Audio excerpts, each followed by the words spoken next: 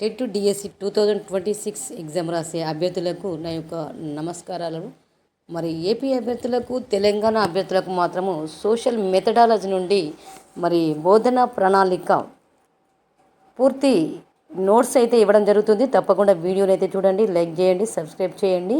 మరి social methodology నుండి బోధనా ప్రణాళిక లెసన్ ప్లాన్ పూర్తి నోట్స్ మరియు ఎంసీక్యూఎస్ అనేది కూడా అటువంటి వీడియోలో చెప్పడం జరుగుతుంది. పూర్తి వివరణ ఆన్సర్తో సహా.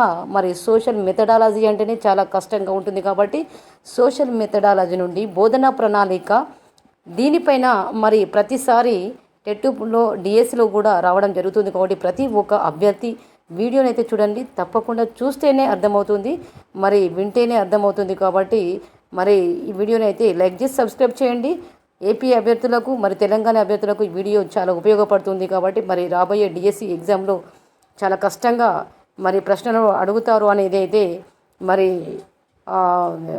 మాట్లాడడం జరుగుతుంది. ఎందుకంటే పేపర్లో కూడా రావడం జరుగుతుంది కాబట్టి తప్పకుండా కఠినంగా ప్రశ్నలు అనేది రావడం జరుగుతుంది కాబట్టి వీడియో చూస్తేనే అర్థమవుతుంది ఎలాంటి ప్రశ్నలకు ఎలాంటి ఆన్సర్ చేయాలి అనే విధానం అయితే ఇందులో నేను వివరించబోతున్నాను. కాబట్టి దయచేసి వీడియోని అయితే లైక్ చేసి సబ్స్క్రైబ్ చేయండి. మీ యొక్క ఒపీనియన్ కామెంట్ బాక్స్లో తెలియచేయండి.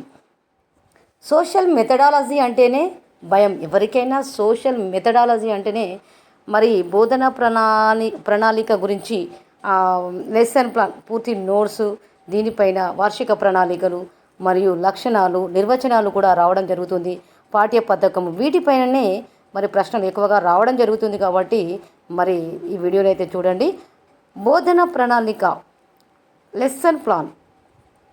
బోధన ప్రణాళిక అనేది ఒక ఉపాధ్యాయుడు నిర్దిష్ట పాఠాన్ని నిర్దిష్ట సమయంలో నిర్దిష్ట లక్ష్యాలను సాధించే విధంగా ముందుగానే రూపొందించుకునే కార్యాచరణ, దీనినే ప్రణాళిక అంటారు.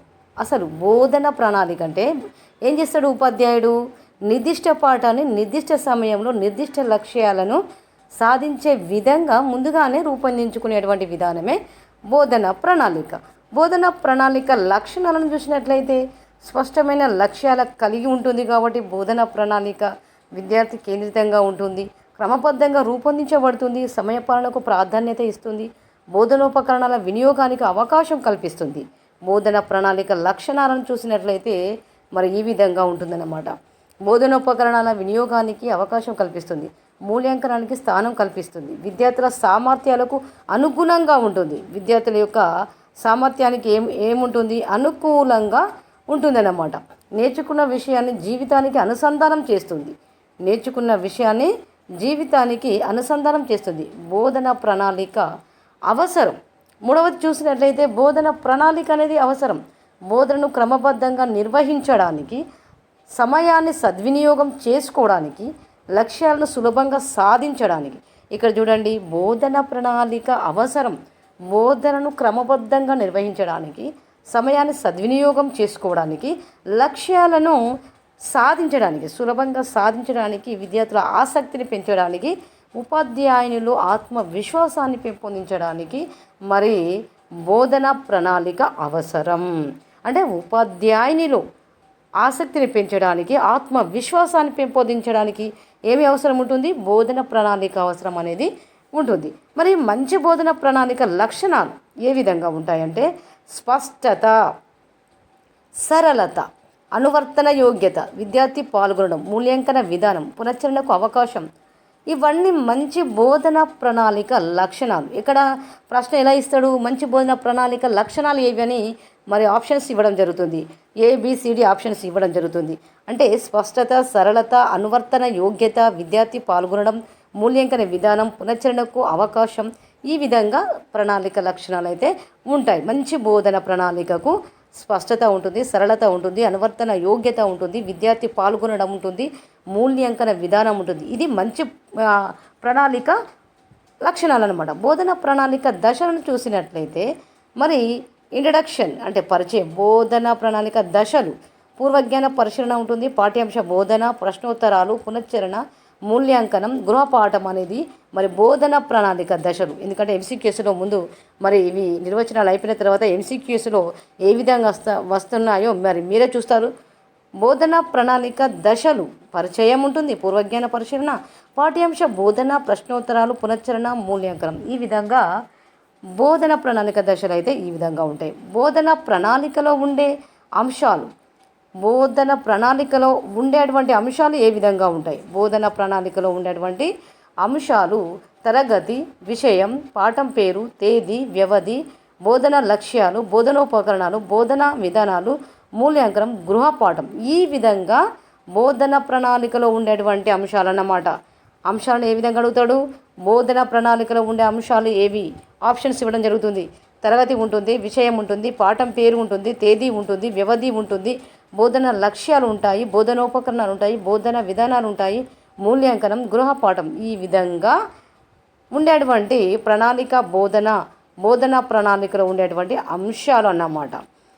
7వది చూసినట్లయితే బోధన ప్రణాళిక రకాలు. మరి చాలా ముఖ్యమైనది ఇది, ప్రతిసారి ఇవ్వడం జరుగుతుంది. ప్రతి ఒక్కటి ముఖ్యమైనది, ప్రతిసారి ప్రశ్న టెట్లో డిఎస్లో ప్రతిసారి అడగడం జరుగుతుంది. బోధన ప్రణాళిక రకాల గురించి చాలా ముఖ్యమైనదన్నమాట. మరి ఇక్కడ చూసినట్లయితే హెర్బార్టియన్ ప్రణాళిక, బ్లూమ్ ఆధారిత ప్రణాళిక, ఆర్సిఎం ప్రణాళిక, 5E మోడల్ ఆధారిత ప్రణాళిక, టెట్ డిఎస్సి ముఖ్యమైనటువంటి ప్రశ్నలు. ఇక్కడి వరకు మరిగా ఎంసీక్యూస్ అయితే ఇవ్వడం జరుగుతుంది. బోధన ప్రణాళిక రకాలలో హెర్బార్టియన్ ప్రణాళిక, బ్లూమ్ ఆధారిత ప్రణాళిక, ఆర్సిఎం ప్రణాళిక, 5E మోడల్ ఆధారిత ప్రణాళిక. మరి ఈ విధంగా ఇక్కడి వరకు అయితే మోడల్ అంటే బోధన ప్రణాళిక రకాలు అంటే 5E మోడల్ ఆధారిత ప్రణాళిక ఉంటుంది, ఆర్సిఎం ప్రణాళిక ఉంటుంది, బ్లూమ్ ఆధారిత ప్రణాళిక ఉంటుంది, హెర్బార్టియన్ ప్రణాళిక అనేది ఉంటుంది. 1, 2, 3, 4 అంటే ఇక్కడ చూడండి 1, 2, 3, 4 ఈ విధంగా చూడండి ఎన్ని రకాలు అంటే హెర్బార్ట్ ప్రణాళిక 1, బ్లూమ్ ఆధారిత ప్రణాళిక 2, ఆర్సిఎం ప్రణాళిక 3, 5E మోడల్ ప్రణాళిక 4. మరి 4 రకాలుగా ఉండడం జరుగుతుంది. కాబట్టి ఖచ్చితంగా బోధన ప్రణాళిక రకాలైతే చాలా ముఖ్యమైనటువంటి ప్రశ్నలకు జవాబులు. మరి వీటి యొక్క రకాలు చాలా ముఖ్యంగా గత ప్రశ్న పత్రాలలో కూడా చూడడం జరిగింది. కాబట్టి చాలా ముఖ్యమైనటువంటి రకాలను మీరు గుర్తుంచుకోవాల్సిందిగా ఉంటుంది. కాబట్టి మరి అభ్యర్థులకు తెలియచేయనిది ఏమనగా ముందుగా వీడియో చూసినట్లయితే స్కిప్ చేయకుండా చూసినట్లయితే అర్థమవుతుంది. దీనిపైన టెట్ డిఎస్సి పైన మరి ముఖ్యమైన ఎంసీక్యూస్ను కూడా నేను తీసుకున్నాను. మొదటి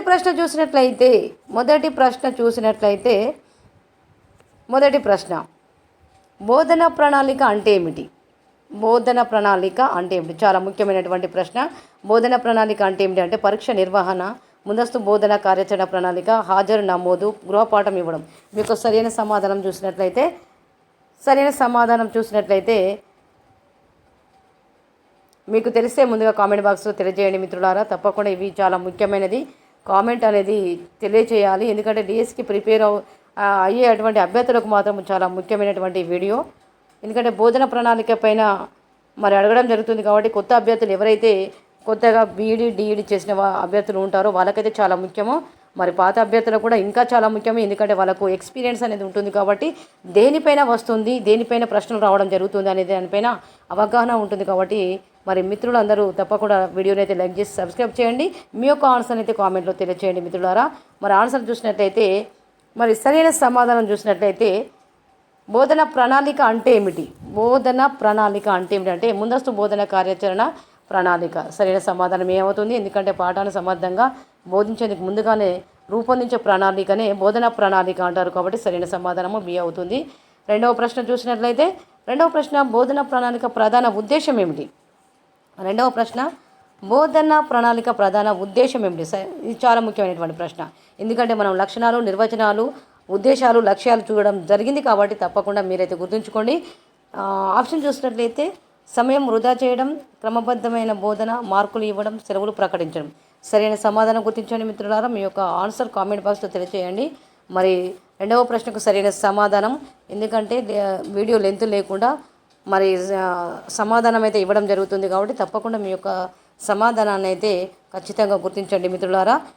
ఇక్కడ ఆన్సర్ చూసినట్లయితే బోధన ప్రణాళిక ప్రధాన ఉద్దేశం ఏమిటి అని అడగడం జరిగింది. ఇక్కడ సరైన ఆన్సర్ క్రమబద్ధమైన బోధన.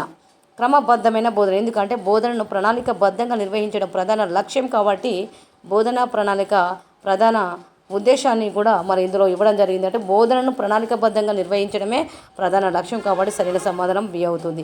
బోధన ప్రణాళికలో మొదటి దశ అడిగాడు. చాలా ముఖ్యమైనటువంటి ప్రశ్న. ఆప్షన్ చూసినట్లయితే మూల్యాంకనం, పునశ్చరణ, పరిచయం, గృహపాఠం. మీ యొక్క సరైన సమాధానాన్ని గుర్తించండి మిత్రులారా. కామెంట్ అనేది చేయాలి. కామెంట్ అనేది చేయకపోతే మీరు డిఎస్సి టెట్ మరి ప్రిపేరు కానట్టే లెక్క. ఎందుకనంటే కామెంట్ అనేది ఖచ్చితంగా చేయాలి. అది రాంగ్ అయినా రైట్ అయినా కూడా చేయాల్సిందే. బోధన ప్రణాళికలో దశ ఏమిటి అడగడం జరిగింది. మరి ఆప్షన్ చూసినట్లయితే మూల్యాంకనం, పునశ్చరణ, పరిచయం, గృహపాఠం. యొక్క సరైన సమాధానం గుర్తించండి. నేను ఇచ్చేటువంటి ఆన్సర్ ఏంటంటే మరి 3వ ప్రశ్నకు సరైన సమాధానం పరిచయం అవుతుంది. ఎందుకంటే బోధన ప్రణాళికలో మొదటి దశ పరిచయం అనేది ఉంటుంది కాబట్టి పాఠంపై ఆసక్తి కలిగించే పరిచయంతో ప్రారంభించడం జరుగుతుంది కాబట్టి మరి మొదటి దశ పరిచయం అవుతుంది. బోధన ప్రణాళికలో మొదటి దశ ఏమవుతుంది అంటే పరిచయం అవుతుంది. 4వ ప్రశ్న చూద్దాం. 4వ ప్రశ్న బోధన ప్రణాళిక విద్యార్థి కేంద్రితంగా ఉండటం వల్ల ఏమవుతుంది? ఆసక్తి తగ్గుతుందా? నేర్చుకోవడం మెరుగవుతుందా? సమయం వృధా అవుతుందా? ఉపాధ్యాయునికే ప్రయోజనం అనేది కలుగుతుందా? ఏమవుతుంది అనేది ఇక్కడ ప్రశ్న ఇవ్వడం జరిగింది. బోధన ప్రణాళిక విద్యార్థి కేంద్రితంగా ఉండటం వల్ల ఏమవుతుంది? 4వ ప్రశ్నకు సరైన సమాధానం చూడండి. 4వ ప్రశ్నకు సరైన సమాధానం చూసినట్లయితే నేర్చుకోవడం మెరుగవుతుంది కాబట్టి సరైన సమాధానము మరి బి అవుతుంది. 5వ ప్రశ్న చూద్దాం. బోధన ప్రణాళికలో చివరి దశ ఏది? ఇక్కడ చివరి దశ అడిగాడు, మొదటి దశ అడిగాడు. చివరి దశ ఏమై ఉంటుంది? 5వ ప్రశ్నకు సరైన సమాధానం పరిచయము, గృహపాఠము, పూర్వజ్ఞానము, చర్చ. మీ యొక్క సరైన సమాధానం గుర్తించండి మిత్రులారా. ఏపీ మిత్రులారా, తెలంగాణ మిత్రులారా, ఇది సరైన, ఎందుకంటే వీడియో కాబట్టి ఖచ్చితంగా మీరు ఆ వీడియోని స్కిప్ చేయకుండా చూస్తేనే మరి ఈ ప్రశ్నకు మీకు మరి పరీక్షలో నేను వీడియో చూశాను, ఈ ప్రశ్నకు సరైన సమాధానం ఇదే అవుతుంది అనే ఆలోచన కూడా రావడం జరుగుతుంది. కాబట్టి తప్పకుండా లైక్ చేసి సబ్స్క్రైబ్ చేయండి. వీడియోను మాత్రం పూర్తిగా చూడండి. 5వ ప్రశ్నకు సరైన సమాధానము గృహపాఠం అవుతుంది. 5వ ప్రశ్నకు సరైన సమాధానం గృహపాఠం అవుతుంది. 6వ ప్రశ్న చూద్దాం. బోధన ప్రణాళికలో బోధనోపకరణాల ఉపయోగం ఎందుకుంటుంది? మరి ఆప్షన్ చూసినట్లయితే అలంకరణ కోసం, అభ్యసనాన్ని సులభతరం చేయడానికి, సమయం పెంచడానికి, పరీక్ష కోసం. మీ యొక్క సరైన సమాధానం గుర్తించండి మిత్రులారా. 6వ ప్రశ్నకు సరైన సమాధానం చూసినట్లయితే బోధన ప్రణాళికలో బోధనోపకరణాల ఉపయోగం ఎందుకు అని అడగడం జరిగింది. సరైన సమాధానం చూసినట్లయితే మరి అభ్యసనాన్ని సులభతరం చేయడానికి, బోధనోపకరణ ఉపయోగం ఏంటంటే అభ్యసనాన్ని సులభతరం చేయడానికి మరి బోధన ప్రణాళికలో బోధనోపకరణాల ఉపయోగం అనేది ఉంటుంది కాబట్టి సరైన సమాధానం బి అవుతుంది. 7వ ప్రశ్నకు సరైన సమాధానం చూసినట్లయితే ప్రశ్న చదవండి. బోధన ప్రణాళికలో మూల్యాంకనం ఎందుకు? బోధన ప్రణాళికలో మూల్యాంకనం ఎందుకు ఉంటుంది? మూల్యాంకనం అనేది ఎందుకు ఉంటుంది అంటే ఆప్షన్ చూసినట్లయితే హాజరు కోసం, అభ్యసన ఫలితాలు తెలుసుకోవడానికి, పుస్తకాలను పంచడానికి, సెలవు ఇవ్వడానికి. ఎందుకు అవసరము అంటే ప్రణాళికలో మూల్యాంకనం ఎందుకు అవసరము? 7వ ప్రశ్నకు సరైన సమాధానం గుర్తించండి మిత్రులారా. నేను ఇచ్చేటువంటి ఆన్సర్ ఏంటిదంటే 7వ ప్రశ్నకు బి అవుతుంది. అభ్యసన ఫలితాలను తెలుసుకోవడానికి. మూల్యాంకనం అంటే ఎందుకు? మూల్యాంకనం ఎందుకు చేస్తారు? ఫలితాలను తెలుసుకోవడానికి చేస్తారు కాబట్టి సరైన సమాధానం బి అవుతుంది. బోధన ప్రణాళిక ఉపాధ్యాయునికి ఏమి ఇస్తుంది? 8వ ప్రశ్న చూడండి. బోధన ప్రణాళిక ఉపాధ్యాయునికి ఏమి ఇస్తుందండి అంటే ఆప్షన్ చూడాలి, చక్కగా చదవాలి, ప్రశ్న చదవాలి, ఆప్షన్స్ చదవాలి. ఎందుకంటే వీడియో లెంత్ అవుతుందని నేను మరి కొంచెం వేగంగా చెప్పడం జరుగుతుంది కాబట్టి మీరైతే ప్రశ్న చదవండి, ఆప్షన్స్ కూడా సరిగ్గా చూడండి. బోధన ప్రణాళిక ఉపాధ్యాయునికి ఏమి ఇస్తుంది? ఆప్షన్ చూసినట్లయితే గందరగోళం, ఆత్మవిశ్వాసం, అలసట, సమయ నష్టం. ఏమిస్తుంది సమాధానంలో ఏమిస్తుంది? 8వ ప్రశ్నకు సరైన సమాధానం చూసినట్లయితే ఆత్మవిశ్వాసం. బోధన ప్రణాళిక ఉపాధ్యాయునికి ఏమిస్తుందని తెలుసుకున్నాము. నిర్వచనాలు, లక్షణాలలో, వార్షిక ప్రణాళికలలో ఏమిస్తుందని తెలుసుకున్నాము అంటే ఆత్మవిశ్వాసం, ధైర్యాన్ని ఇస్తుంది, ఆత్మవిశ్వాసాన్ని ఇస్తుంది కాబట్టి ఉపాధ్యాయునికి ఆత్మవిశ్వాసం అవసరం. 9వ ప్రశ్న చూడండి. పూర్వజ్ఞాన పరిశీలన ఉద్దేశం ఏమిటిది? చాలా ముఖ్యమైనటువంటి ప్రశ్న. పూర్వజ్ఞాన పరిశీలన ఉద్దేశం ఏమిటి? మరి సమాధానం చూసినట్లయితే ఇక్కడ ఆప్షన్స్ చూసినట్లయితే విద్యార్థులు ముందస్తు అవగాహన తెలుసుకోవడం, హాజరు నమోదు, మార్కులు ఇవ్వడం, సెలవు ఇవ్వడం. మీ యొక్క సరైన సమాధానం గుర్తించండి మిత్రులారా. మీ సైడ్ నుండి కామెంట్ బాక్స్లో కామెంట్ తెలియజేయాలి. ఎందుకంటే దాని యొక్క వివరణ తెలియచేయండి. మీకు ఏమైనా డౌట్ ఉన్నా కూడా దాన్ని కామెంట్ బాక్స్లో తెలియచేయండి మిత్రులారా. ఎందుకంటే ప్రతి సంవత్సరం టెట్ జరుగుతుంది. ప్రతి సంవత్సరానికి 2 సార్లు టెట్ జరుగుతుంది. అవసరమే కదా. ఎందుకంటే చదువుకోవడం అవసరం కాబట్టి విన్నదానికన్నా చదివిన దానికంటే చాలా తేడా ఉంటుంది. కాబట్టి వింటే ఒక విధంగా ఉంటుంది, అర్థమవుతుంది, దాన్ని గుర్తుంచుకోవడం అనేది కూడా ఉంటుంది. కాబట్టి తప్పకుండా వీడియోని అయితే చూడండి, లైక్ చేయండి మిత్రులారా. తప్పకుండా సబ్స్క్రైబ్ అయితే చేయడం మర్చిపోకండి. మరి ఇలాంటి ఎన్నో వీడియోలు చేయడం జరుగుతుంది. మీకు మెథడాలజీ పైనే, అన్ని సబ్జెక్టుల మెథడాలజీ పైన వీడియో చేయడం జరుగుతుంది. 9వ ప్రశ్నకు సరైన సమాధానం. 9వ ప్రశ్నకు సరైన సమాధానము పూర్వజ్ఞాన పరిశీలన ఉద్దేశము దేని కొరకు అంటే హాజరు నమోదు. పూర్వజ్ఞాన పరిశీలన ఉద్దేశం ఏమై ఉంటుంది? హాజరు నమోదు కొరకు మరి పూర్వజ్ఞాన పరిశీలన ఉద్దేశం ఉంటుంది. కాబట్టి తప్పకుండా ఆన్సర్ ఏమవుతుంది? 9వది పూర్వజ్ఞాన పరిశీలన ఉద్దేశం దేనికి ఉంటుందంటే బి కాదు, ఏ విద్యార్థుల ముందస్తు అవగాహన తెలుసుకోవడం కొరకు. ఆన్సర్ ఏ అవుతుంది, బి కాదు, ఏ అవుతుంది. 10వ ప్రశ్నకు సరైన 10వ ప్రశ్న చూడండి. మంచి బోధనా ప్రణాళికలో ముఖ్య లక్షణం ఏంటిది? ముఖ్య లక్షణం అడిగాడు. ఆప్షన్ చదవండి. అస్పష్టత, స్పష్టత, ఆలస్యం, నిర్లక్ష్యం. మీ యొక్క సరైన సమాధానం 10వ ప్రశ్నకు సరైన సమాధానము, నేను ఇచ్చేటువంటి సమాధానము మరి మంచి బోధన ప్రణాళిక ముఖ్య లక్షణము స్పష్టతను తెలియజేస్తుంది కాబట్టి బి అవుతుంది. 11వ ప్రశ్న, బోధన ప్రణాళిక ప్రధానంగా దేనికి దోహదపడుతుంది? మరి ఆప్షన్స్ చూద్దాం. ఏ సమర్థవంతమైన బోధన, బి కేవలం పరీక్షలు, సి సెలవులు, డి హాజరు. మీ యొక్క సరైన సమాధానము 11వ ప్రశ్నకు సరైన సమాధానం. నేను ఇచ్చేటువంటి సమాధానం ఏంటిదంటే సమర్థవంతమైన బోధన అనేది సరైన సమాధానం. 12వ ప్రశ్న, సమయ పాలనకు దోహదపడేదేది? చాలా ముఖ్యమైనటువంటి ప్రశ్న. ఆప్షన్ చూసినట్లయితే బోధన ప్రణాళిక, హాజరు పుస్తకం, మార్కుల పట్టిక, పాఠ్య పుస్తకం. మీ యొక్క సమాధానం కామెంట్ బాక్స్లో తెలియజేయండి. నేను ఇచ్చేటువంటి సమాధానము 12వ ప్రశ్నకు సరైన సమాధానం చూసినట్లయితే ఏ అవుతుంది. బోధన ప్రణాళిక కాబట్టి ఏ అవుతుంది. బోధన ప్రణాళిక అవసరం అంటే సమయపాలనకు దోహదపడేది ఏంటిది? బోధన ప్రణాళిక. సరైన సమాధానం ఏ అవుతుంది మిత్రులారా. మరి 13వ ప్రశ్న చూద్దాం. బోధన లక్ష్యాలను ముందుగానే నిర్ణయించడం ఏ ప్రణాళికలో భాగం? ఇది చాలా ముఖ్యమైన ప్రశ్న. అంటే ఏ ప్రణాళికలో భాగం? ఆప్షన్ చూసినట్లయితే బోధన ప్రణాళిక, పరీక్ష ప్రణాళిక, హాజరు ప్రణాళిక, సెలవు ప్రణాళిక. మీ యొక్క ఆన్సర్ అయితే కామెంట్ బాక్స్లో తెలియజేయండి. నేను ఇచ్చేటువంటి ఆన్సర్ ఏమై ఉంటుందంటే మాది 13వ ప్రశ్నకైతే బోధన లక్ష్యాలను ముందుగానే నిర్ణయించడం ఏ ప్రణాళికలో భాగం అంటే బోధన ప్రణాళికలో భాగం. సరైన సమాధానం చూసినట్లయితే ఏ అవుతుంది మిత్రులారా, ఏ అవుతుంది.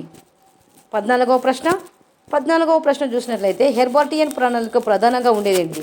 చాలా మోస్ట్ ఇంపార్టెంట్ ప్రశ్న, చాలా ఇంపార్టెంట్ అయినటువంటి ప్రశ్న. హెర్బార్టియన్ ప్రణాళిక ప్రధానంగా ఉండేదేంటి? ఆప్షన్ చూసినట్లయితే ఏ క్రమబద్ధమైన దశలు, బి పరీక్షలు మాత్రమే, సి హాజరు, డి మార్కుల నమోదు. మీ యొక్క సరైన సమాధానం కామెంట్ బాక్స్లో తెలియజేయండి మిత్రులారా. మరి నేను ఇచ్చేటువంటి సమాధానం చూడండి. 14వ ప్రశ్నకు సరైన సమాధానం మార్కుల నమోదు కాదు, హాజరు కాదు, పరీక్షలు మాత్రమే కాదు. సరైన సమాధానం క్రమబద్ధమైన దశలు, ఏ అవుతుంది. 15వ ప్రశ్న, విద్యార్థులు పాల్గొనడాన్ని పెంచేది ఏది? సరైన సమాధానము ఆప్షన్ చూడండి. విద్యార్థి కేంద్రిత బోధన, బి ఉపన్యాసం మాత్రమే, సి శిక్షలు, డి మౌనం. మీ యొక్క సమాధానం తెలియజేయండి మిత్రులారా. 15వ ప్రశ్నకు సరైన సమాధానము డి కాదు, సి కాదు, బి కాదు. విద్యార్థి కేంద్రిత బోధన సరైన సమాధానము ఏ అవుతుంది. 16వ ప్రశ్న, పునశ్చరణ ఉద్దేశం ఏమిటి? పునశ్చరణ ఉద్దేశం అంటే ఏమిటి? చాలా ముఖ్యమైనటువంటి ప్రశ్న. పునశ్చరణ ఉద్దేశం అయితే మరి ఆప్షన్ చూసినట్లయితే నేర్చుకున్నది బలపరచడం, హాజరు, సెలవు, మార్కులు. మీ యొక్క సరైన సమాధానము 16వ ప్రశ్నకు సరైన సమాధానము. 16వ ప్రశ్నకు సరైన సమాధానం చూసినట్లయితే మార్కులు కాదు, సెలవు కాదు, హాజరు కాదు, నేర్చుకున్నది బలపరచడం. సరైన సమాధానం ఏ అవుతుంది. 17వ ప్రశ్న, గృహపాఠం ఎందుకు ఇస్తారు? ఇది చాలా ముఖ్యమైనటువంటి ప్రశ్న. ఆప్షన్స్ చూసినట్లయితే అభ్యాసాన్ని కొనసాగించడానికి, సమయం వృధా చేయడానికి, సి శిక్షగా, డి హాజరు కోసం. మీ యొక్క సరైన సమాధానం మీకు ముందే తెలిసినట్లయితే ఖచ్చితంగా మీరు కామెంట్ బాక్స్లో తెలియజేయండి. ఊరికైనా చూడడం కాదు, ఇప్పుడు చిన్న పిల్లలకు కానీ పెద్ద పిల్లలకు కానీ బోర్డు పైన చెప్పేటప్పుడు ఏదైనా అక్షరాన్ని చెప్పేటప్పుడు దాన్ని నోట్స్ చేయడం అనేది చాలా ఇంపార్టెంట్. ఎందుకంటే విన్నదానికంటే ఒకసారి రాయడం చాలా మేలు, కాబట్టి వినడం రాయడం అనేది చాలా ముఖ్యం. కాబట్టి అభ్యర్థులు కామెంట్ బాక్స్లో తెలియచేయండి. గృహపాఠం ఎందుకు ఇస్తారు? గృహపాఠం ఎందుకు ఇస్తారు? సరైన సమాధానం చూడండి. 17వ ప్రశ్నకు గృహపాఠం ఎందుకు ఇస్తారు? హాజరు కోసం కాదు, శిక్షగా కాదు, సమయం వృధా చేయడానికి కాదు. ఏ అనేది అభ్యాసాన్ని కొనసాగించడానికి. సరైన సమాధానం ఏ అవుతుంది. 18వ ప్రశ్న, బోధన ప్రణాళికలో స్పష్టమైన లక్ష్యాలు ఉండటం వల్ల ఏమవుతుంది? ఆప్షన్ చూసినట్లయితే ఫలితాలు మెరుగుపడతాయి, గందరగోళం పెరుగుతుంది, సమయం వృధా అవుతుంది, ఉపయోగం అనేది ఉండదు. మీ యొక్క సమాధానం కామెంట్ బాక్స్లో తెలియజేయండి మిత్రులారా. 18వ ప్రశ్నకు మరి మీరే ఆన్సర్ కామెంట్ బాక్స్లో తెలియజేయాలి. 19వ ప్రశ్న, సోషల్ స్టడీస్ బోధనలో ప్రణాళిక అవసరం ఎందుకు ఉంటుంది? సోషల్ స్టడీస్ బోధనలో ప్రణాళిక అవసరం ఎందుకు ఉంటుంది? ఆప్షన్ చూసినట్లయితే భావనలను క్రమ పద్ధతిలో బోధించడానికి, బి పరీక్షలు రద్దు చేయడానికి, సి సెలవులు పెంచడానికి, డి హాజరు తగ్గించడానికి. మీ యొక్క సమాధానం కామెంట్ బాక్స్లో మీరే తెలియచేయాలి మిత్రులారా. దీనికి మాత్రం సమాధానం మీరే తెలియచేయాలి. ఎందుకనంటే వీడియో విన్నారా లేదా అనేది, మరి మీరు డిఎస్సికి ప్రిపేర్ అవుతున్నారా లేదా అనేది అర్థమవుతుంది. ఎందుకనంటే మీరు కామెంట్ చేస్తేనే అది టెట్ కానీ డిఎస్సి కానీ ఇతర పోటీ పరీక్షలకు కానీ డైరెక్ట్ ఎడ్యుకేషన్ ఆఫీసర్ కూడా చాలా ముఖ్యంగా మరి మెథడాలజీ నుండి మరి ఇవ్వడం జరుగుతుంది. సైకాలజీ నుండి, సోషల్ మెథడాలజీ నుండి, మ్యాథ్స్ నుండి, తర్వాత ఈవీఎస్ నుండి కూడా మరి చాలా వరకు ప్రశ్నలు ఇవ్వడం జరుగుతుంది. కాబట్టి ఖచ్చితంగా కామెంట్ అనేది తెలియజేయండి మిత్రులారా. ఏపీ మరియు తెలంగాణ అభ్యర్థులు వీళ్ళందరికీ కూడా ఈ వీడియో చాలా ముఖ్యమైనటువంటి ప్రశ్నలను చేయడం జరిగింది. కాబట్టి ఖచ్చితంగా 18వ ప్రశ్నకు, 19వ ప్రశ్నకు, 20వ ప్రశ్నకు మీరే సరైన సమాధానము కామెంట్ బాక్స్లో తెలియజేయండి. 20వ ప్రశ్న చూసినట్లయితే టెట్ డిఎస్సి పరీక్షలో బోధన ప్రణాళికపై ప్రశ్నలు ఎక్కువగా ఏ అంశాలపై వస్తాయి? ఇక్కడ చూడండి, 20వ ప్రశ్నకు ఆప్షన్స్ ఇవ్వడం జరిగింది. టెట్ డిఎస్సి పరీక్షలో బోధన ప్రణాళికపై ప్రశ్నలు ఎక్కువగా ఏ అంశాలపై వస్తాయి అని అడిగాడు. ఇది చాలా ముఖ్యమైనటువంటి ప్రశ్న. ఏ నిర్వచనం, లక్షణాలు, దశలు, రకాలు, బి హాజరు, సి జీతం. మీ యొక్క సి జీతం, డి సెలవులు కూడా. డి సెలవులు. సరైన సమాధానం గుర్తించండి మిత్రులారా. ఎందుకనంటే 18వ ప్రశ్న ఇక్కడ చూడండి, 18వ ప్రశ్నకు, 19వ ప్రశ్నకు, 20వ ప్రశ్నకు సరైన సమాధానాలు మరి మీరే తెలియచేయాలి కాబట్టి కామెంట్ బాక్స్లో తెలియచేయాలి కాబట్టి. ఎందుకనంటే మరి మీరు ప్రిపేర్ అవుతున్నది కానిది అనేది తెలుస్తుంది. కాబట్టి మరి ఏపీ మిత్రులకు, మరి తెలంగాణ మిత్రులకు మరి ఈ వీడియో అయితే చేయడం జరిగింది. ఖచ్చితంగా లైక్ అనేది చేయండి, సబ్స్క్రైబ్ చేయండి. మరి టెట్ డిఎస్సి బోధనలో ప్రణాళికకు సంబంధించినటువంటి నిర్వచనాలు, లక్షణాలు, దశలు, అవసరం, రకాలు వంటి అంశాలపై తరచుగా ప్రశ్నలు అడగడం జరుగుతుంది. కాబట్టి తప్పకుండా వీడియోని అయితే స్కిప్ చేయకండి. మీకు ఇంకేదైనా వర్క్ ఉన్నా కూడా, పార్ట్ టైం జాబ్ చేసినా కూడా మీరు ఎంతవరకు చూస్తున్నారో అంతవరకు స్టాప్ చేసుకొని మళ్ళీ మీకు సమయం దొరికినప్పుడు కూడా చూడవచ్చు మిత్రులారా. తప్పకుండా. ఎందుకంటే సోషల్ మెథడాలజీ పైన మరి ఎస్జిటి, ఎస్ఏ పోటీ పరీక్షలు రాసేటువంటి అభ్యర్థులకైతే చాలా ముఖ్యమైనటువంటి ఎంసీక్యూస్ చేయడం జరిగింది. మీ సమయాన్ని వృధా చేయకండి మిత్రులారా. తప్పకుండా మీకు వీలు ఉన్నప్పుడే మీ యొక్క సమయాన్ని వృధా చేయకుండా ఎంతవరకు ఎంసీక్యూస్, ఎంతవరకు నిర్వచనాలు చూస్తున్నారో అంతవరకు మీరు సమయం దొరికినప్పుడు చూడండి. సమయాన్ని అయితే వృధా చేయకండి మిత్రులారా. తప్పకుండా వీడియోని అయితే చూసి లైక్ చేసి సబ్స్క్రైబ్ చేయండి.